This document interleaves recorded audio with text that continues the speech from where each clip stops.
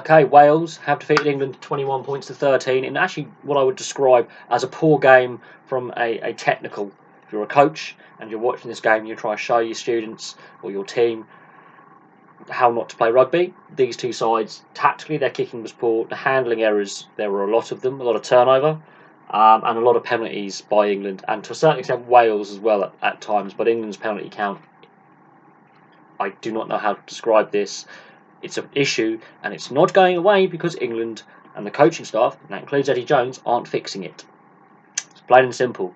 This is partly on the players and the group of players that are there, but the coach has got to seriously, Eddie Jones has seriously got to sort this penalty count issue out, because even when they're winning games, the penalty count is in double figures. Today they've lost. Okay, they've lost by what? 8 points. So they missed out on a bonus point by a point. Okay, the penalty count is nearing 20 penalties to Wales single figures. You're not going to win games regularly if your penalty count is double that of your opponents. In fact, the penalty count was higher than the scoreline that England received in points. Yeah. Now, England score first.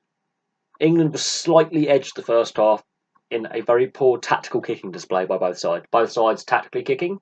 Anscombe is not a structured fly half. He's a flare fly half. We know this.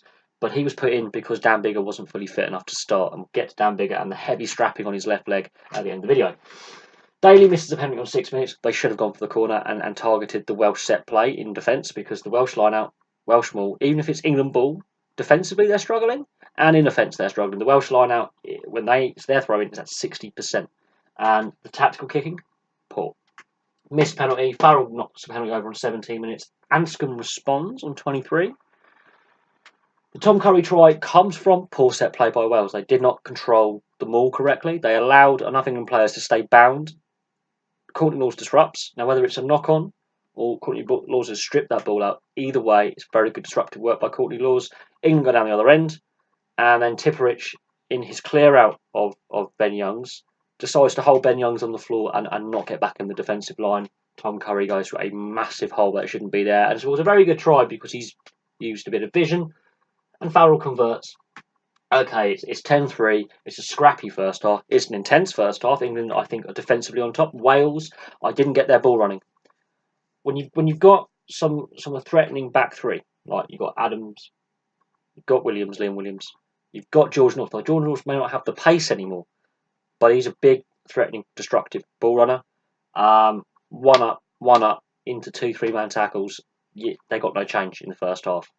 I really did not understand that tactic. They were getting driven back in the tackle. And Carl Sinclair, for all his flaws in the second half, for 10 minutes where he completely lost control, the first half, he puts in 20, 21 tackles in the first half. Tackling machine, Carl Sinclair, and he's a prop. He was leading the tackle count, and that says something. It was an arm wrestle. I expected it to be a close game. It was a close game. However, the 2 penalties in the first half for England are the only penalties Wales give away until about, I would say, 55, 56 minutes. Yeah, Wales kept their discipline. England did not. By the time Anscombe has slotted his second penalty in the second half, the penalty count is 10-2. And I keep going on about this with England. The penalty count for England, even in victory, is too high. So Anscombe slots over 2 penalties because Carl Sinclair can't keep his temperament.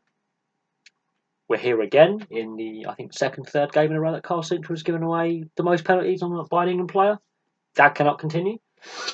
Farrell responds on 62 minutes. That's the end of England scoring. They didn't come close to threatening the Welsh line because they weren't kicking tactically well enough, and the Welsh got the upper hand in the arm wrestle, which surprised even me. Dan Biggar comes on about here. Anscombe has done his job. He's survived the 60 minutes. He wasn't challenged defensively. His channel was not targeted.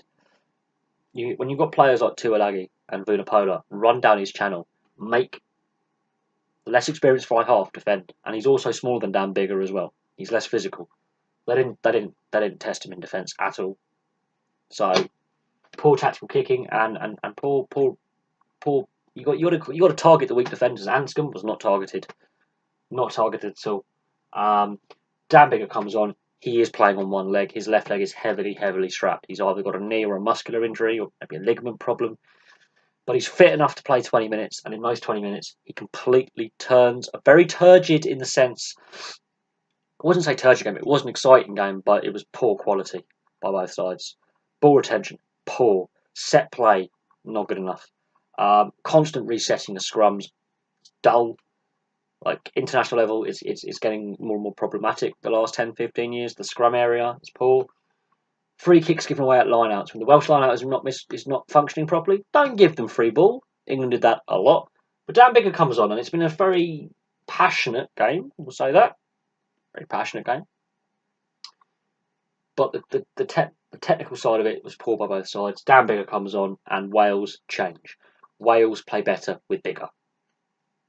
It's plain and simple. Dan Biggar creates the 2 Welsh tries. Great vision.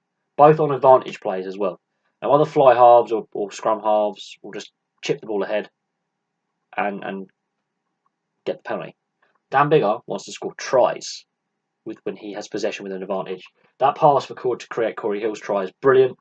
Great conversion as well, considering his standing leg is 60% strapping, and he's clearly got I would think, a knee ligament injury. And then the cross kick for Josh Adams' try sums up how good Dan Biggar is. I do sing Dan Biggar's praises quite a bit. He may be more of one of the more structured fly halves, but his vision, when he wants to be expansive, second to none. Second to none.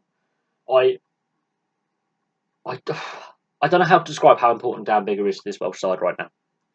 Anscombe did very well, but wasn't challenged defensively. And because Wales, I think, the way they were playing in the first half with the one-up running, he didn't have enough of the ball to really show us what he can do flair-wise in a game this tight. But Dan Biggar likes these tight pressure environments, these games where it's fine margins, and he proved to be a class above Farrell at fly half. Absolutely. He's apart from Johnny Sexton, I would say there's 1 or 2 fly halves in the Southern Hemisphere better than Dan Biggar. He's in the top 5 fly halves in the world. I have no doubt on that. Brad Barrett, I would say equal to international level. We could look at a couple of the South African fly halves at the moment. There are some good ones there. I think he's an equal with them as well. His vision for those 2 tries, I don't think Farrell has that vision. I don't. Really don't. The way that especially the crossfield kick under that kind of pressure, if he gets that wrong, okay, yes, they have a penalty, but England can still get back in and win the game at that point. He had the vision to aim it accurately. It's not just nearby the player, straight into the arms. Brilliant. And on that night, it was 21-13. Dan Biggar, the last 20 minutes, turns the game on its head. This is a record 12 wins in a row for Wales. Now, you have to look at the second half performances for Wales. They are a second half team. They struggle in the first half. They struggled against France in the first half. They were better in the first half here, but they were also sloppy. It was a very sloppy game by both sides. And they have to keep coming from behind. I don't know how much longer Wales can keep doing this with these second half comebacks. They're doing it, but I don't know how much. That takes a lot out of a player mentally and emotionally. That constant coming from behind, it does take it out of you. If you're leading things late a lot of the time, it will leave you emotionally drained, and you need your focus. So I'm interested there. That's 12 wins in a row for Wales. England, their big Achilles heel is the penalty count. The tactical kicking can be improved. We can put it on a poor day today, but the penalty count is what really killed them in the second half, because they just couldn't get any ball because they were constantly defending, and that's tiring. And it's the same repeat offenders, and it's the same issues from last year. High penalty count, and it just leaves the team on the back foot. So 12 months ago, this was happening in the third game of the Six Nations for England. It's happened again, and they've been exposed cruelly, and it's showing. And that partly rests on the leadership group of players, but also rests on the coaching staff and Eddie Jones. That penalty count is too high. But there we go. Thank you very much for watching. It's finished 21-13. Record 12 wins in a row for Wales of the note of the game. And I'll have some more videos for you soon. Place those comments below. Please like and subscribe. And I'll see you later.